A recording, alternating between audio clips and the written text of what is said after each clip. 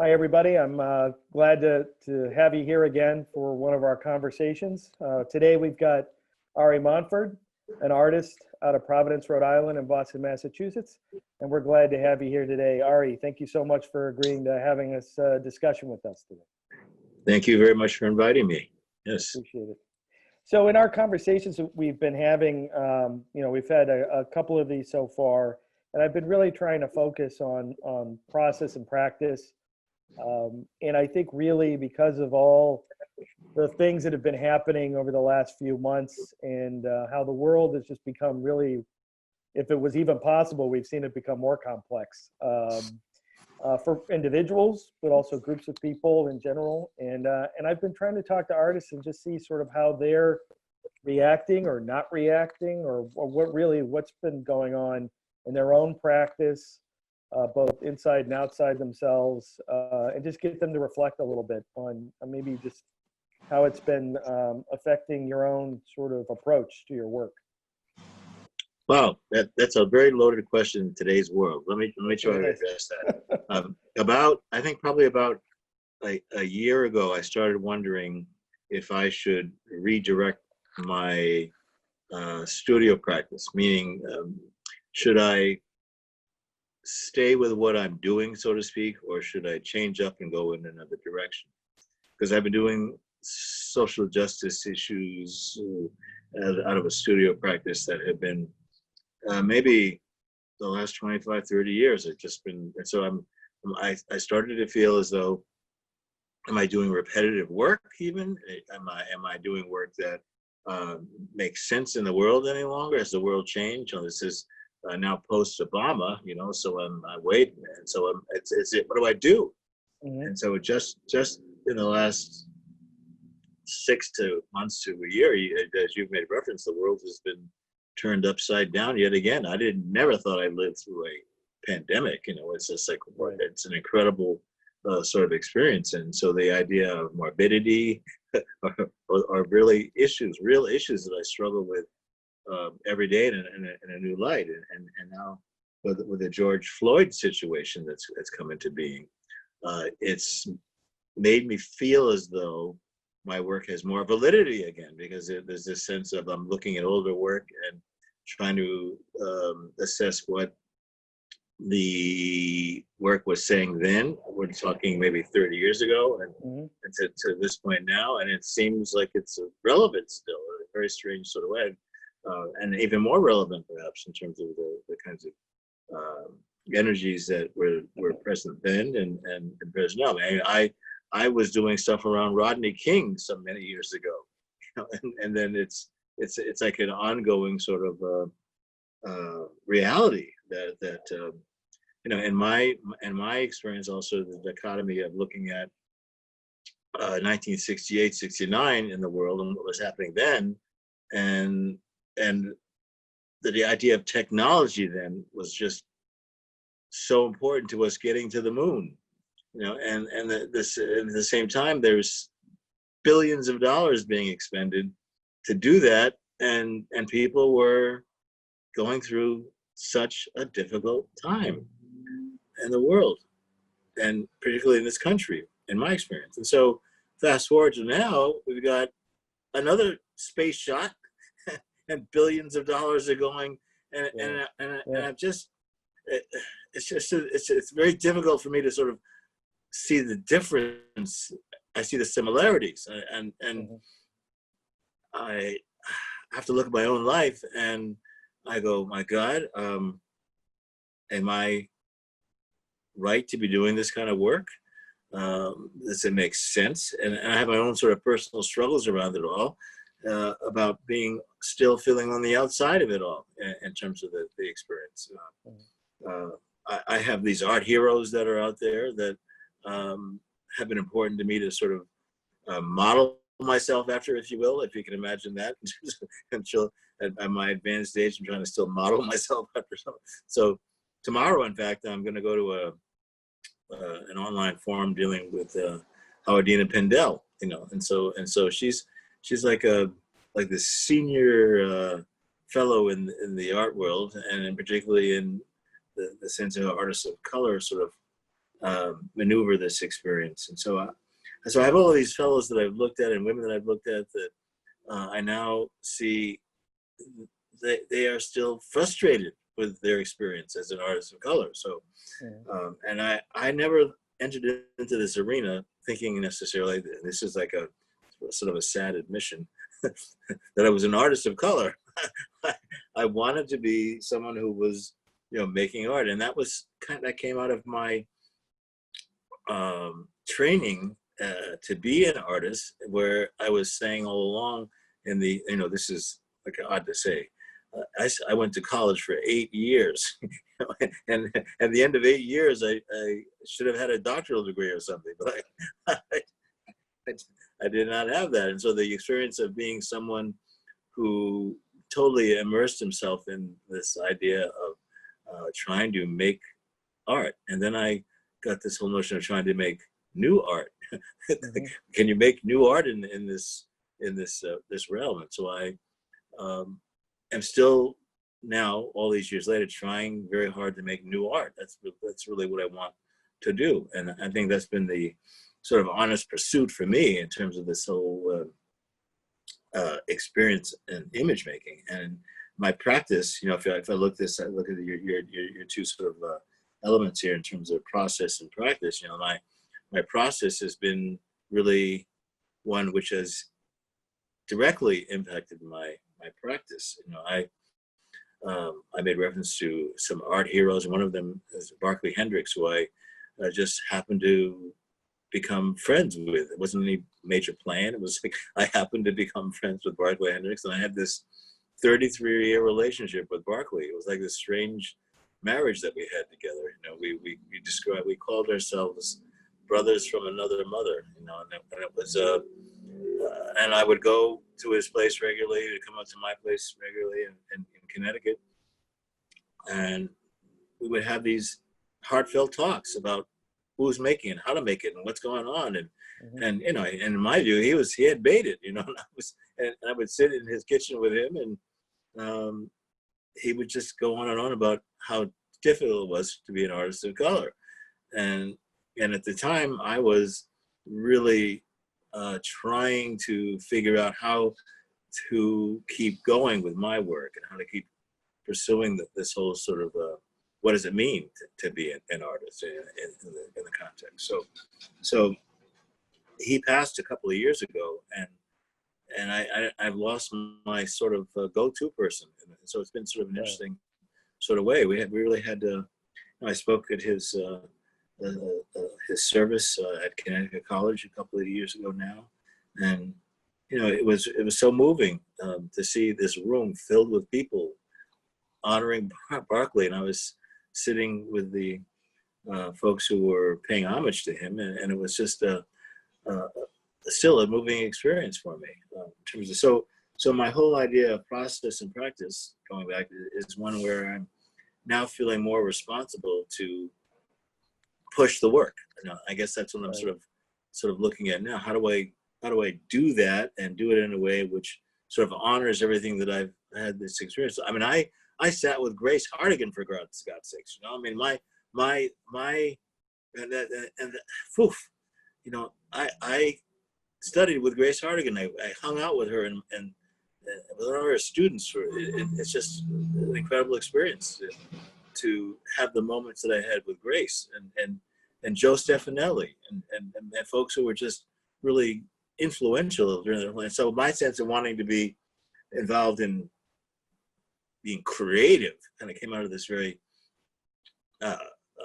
sense of looking at this tradition in art, and I wanted to be part of that tradition, and that's what I'm still sort of hoping I sort of accomplish in terms of going forward. I mean, I see myself still being quite productive because I'm trying to stay healthy. So I'm trying. So I got my 5 miles in today. I'm going to get another 5 miles in after this conversation, and that's what keeps me sort of going in that sort of process. But I don't know how many folks know the name of Benny Andrews out there, but Benny Andrews is somebody that I met when I was living in New York City, like 40 years ago, and here's this guy, Benny Andrews, who was everyone thought was a total radical nut job, and he was one of the folks that stood out in front of the Metropolitan Museum of Art in the 1960s, and with picket signs and saying that this museum says, and Benny Andrews was somebody that I became enamored with in terms of this whole notion of how do you make it as an artist. Sometimes you need to make noise, and that's part of the process. And Benny Andrews is someone that I saw his work maybe about 2 years ago when I was in New York City at the MoMA. I had no idea that Benny Andrews was in the MoMA collection. I was like blown away, that Benny Andrews, because when I saw him in the city years ago when I was in my early 20s, he was like knocking the doors knocking down the doors and trying to create a real pathway for people. And that's what I realize still needs to occur that hasn't really happened. There are these art stars that we can talk about, particularly if you start talking about the artists of color, and just how do you continue to sort of make it and make yourself viable. And so that's an element that on one hand I wrestle with, because I want the studio practice, and I think that's sort of important to sort of understand about how I've gotten into this whole thing. I mean, and that I'm driven by this idea of future, that as much as I am concerned about how we have funded and defunded the arts, for the sake of militarization and going to space and all that sort of stuff. I'm really an advocate of Arco Sani, and I'm trying to figure out how that can kind of come back into my life. As I went out there years ago, back in the 70s, early 70s, and scraped in the dust out there and the dirt out there to build that wonderful community that's still striving to be what one might think of in terms of the future. And so it's all sort of mixed to me, and I think that's something that Montserrat has been doing, if I can say, is this idea of having this experience of the creative life, and I think that's sort of a beautiful way to sort of, for me now, to kind of look at what I can continue to do in my own life is engage in that particular way. And so that the making now is really involved in a process by which I'm trying to work with the issues that I see that are of the day, which are very similar to 35, 40 years ago. And that's part of the very interesting aspect for me. So there are pieces that I've done that I'm sort of pulling out to rework them a little bit and give consideration again. There are pieces that I've not actually executed or done that I'm going, well, this is still timely, and maybe I can bring that back again in terms of this further question in terms of the dialogue. So there's a rebirth maybe that's happening now in terms of the creative energy that I think it's going to come out of all of this experience in the last post Obama. This I'm not going to mention the figure.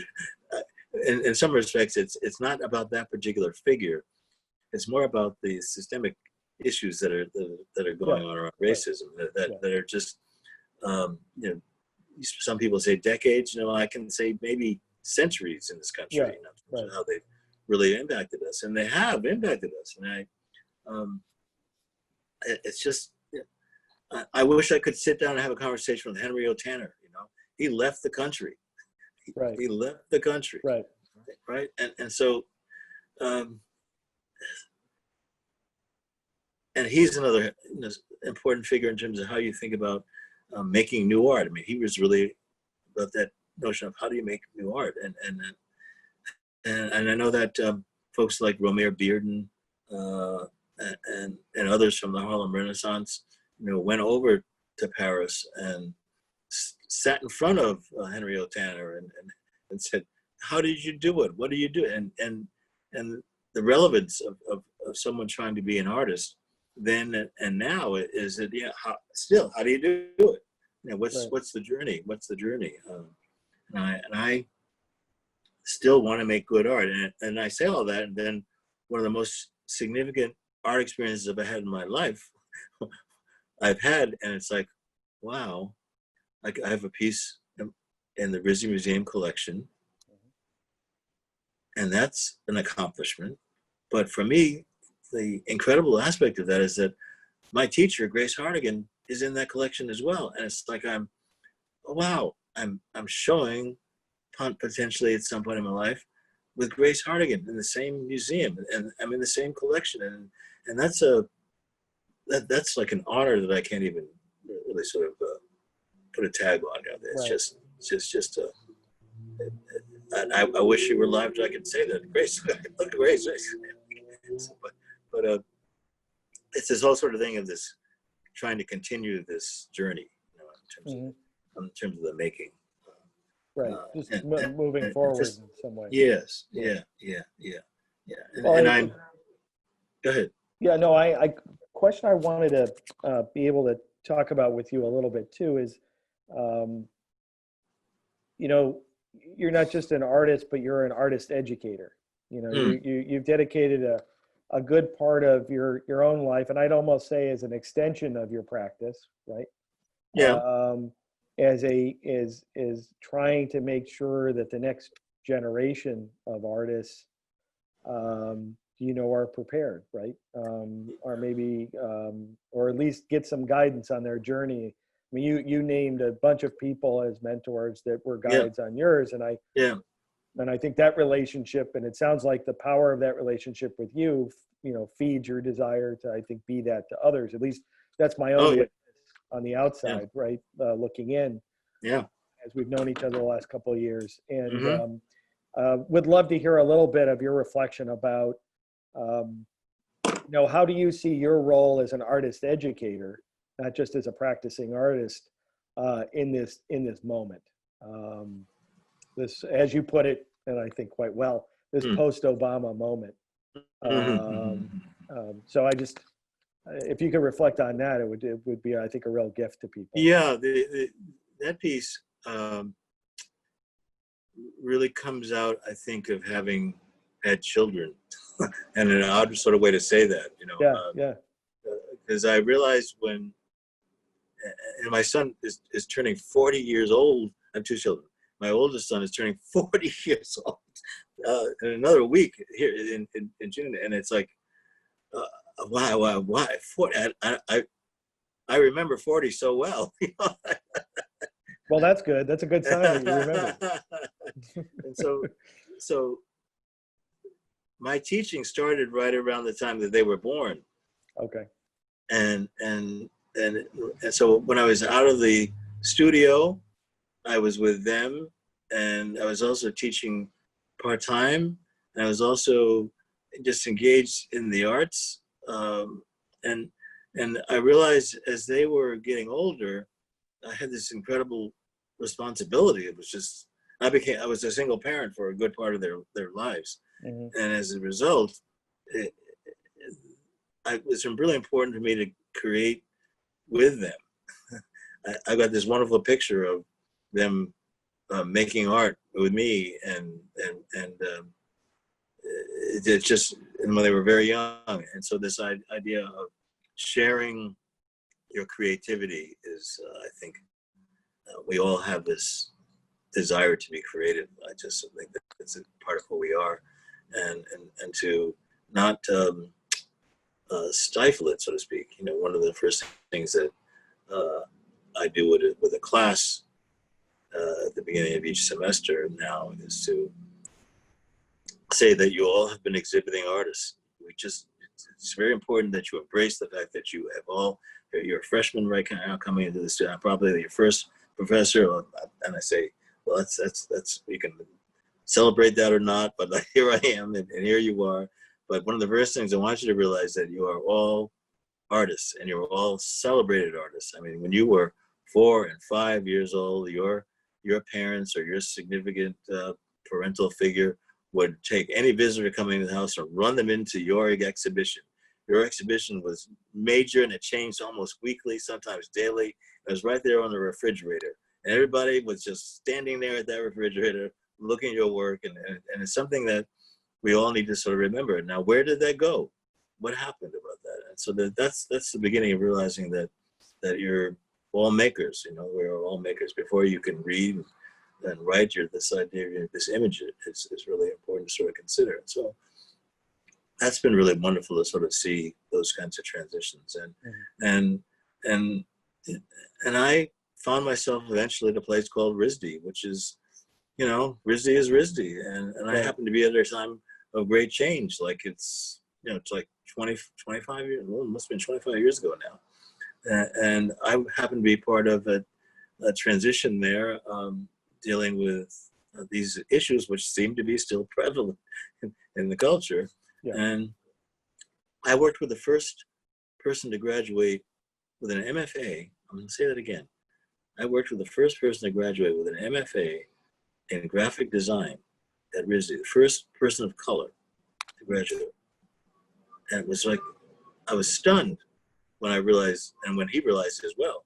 And those are the kinds of things that bring pleasure to me in terms of this idea of contributing. That, and I just saw his name is Steve Locke. And I don't know his name is not Steve Locke. his name is Steve Jones. His name is Steve Jones. I just had to do that a little bit to you. and Steve and I still connect with one another. I saw him recently, and he's on the West Coast now, and he's teaching, and he's a graphic designer, and it's really quite incredible. But there have been people like Steve Locke. I will indicate to you that I have sort of, I don't know if he would feel this way, but for me, it's I feel like I've grown up with him in a sense, in terms of this idea of how do you connect people to art? How do you connect people to art? You know, and that's sort of a process for me. So I put him in my hero category as well. Yeah, I think that's a good person to have. I agree with you 100%. Okay, so the sense of passing a baton, I think, has been sort of important to me, and metaphorically as well as figuratively. In high school, I ran track, and I was on the relay team. And that's the whole idea of passing that baton. You know, it's metaphor. It's very real, and it's an element of my life that's important. So I'm cognizant of trying to pass the baton. I think it's significant to think about in that regard. And the part for me that is maybe a little self-concerned is that I think young people, and this is what I say, they have good ideas. Yeah. Not that I want to steal anything, but I want to be next to this idea of how one can really be challenged, and I still want to be challenged, and that's part of it as well for me. Well, I think that links back to what you were talking about earlier in the first half of our conversation, where you know, you're constantly trying to see how to push yourself forward. You know, what's new that I can do, right? Yeah. And a way to do that is to be around, you know, younger people who in some cases don't have they will later, but they're at the beginning of their journey. So they're not, there isn't this perceived set of rules they've created for themselves yet, right? That have been cemented, whether you should have done it or not. I think we create those for ourselves, even by accident. That sometimes stops that movement forward. So, and there's a certain freedom they seem to enjoy. So that's what I'm trying to maintain that for myself, I think. Yeah, and I think and I mean, that's one of the reasons why I love higher education, and specifically art and design education is the energy. I mean, even if I'm getting the bad end of a conversation, I'm still love the challenge, you know, that a person is putting in front of me, which, you know, hopefully turns into dialogue and conversation once the dust clears. Yes. I mean, that to me is super important. Well, I want to tell you, thank you so much for being part of this today, and you know, a short conversation, but I think some important things that we brought up, and I'm glad we could cover those today. And hopefully when people see this, they'll get some benefit from it, and we'll continue their own discussions in these two arenas of process, practice, and I think we hit on another one, which is about the next generation and what our Absolutely. what really drives us and what makes us move forward, and our need to surround ourselves by all kinds of different people. Absolutely. In order Yeah. to really be the fuel for that kind of activity. Yeah, So absolutely. really, Yeah. thank you, Ari, so much, and I really do appreciate it. And be well. Yes. And we will continue our discussion into the next year, which is going to be a challenge, isn't it? Absolutely, it certainly is. I'm looking forward to it, though. I am too. All right.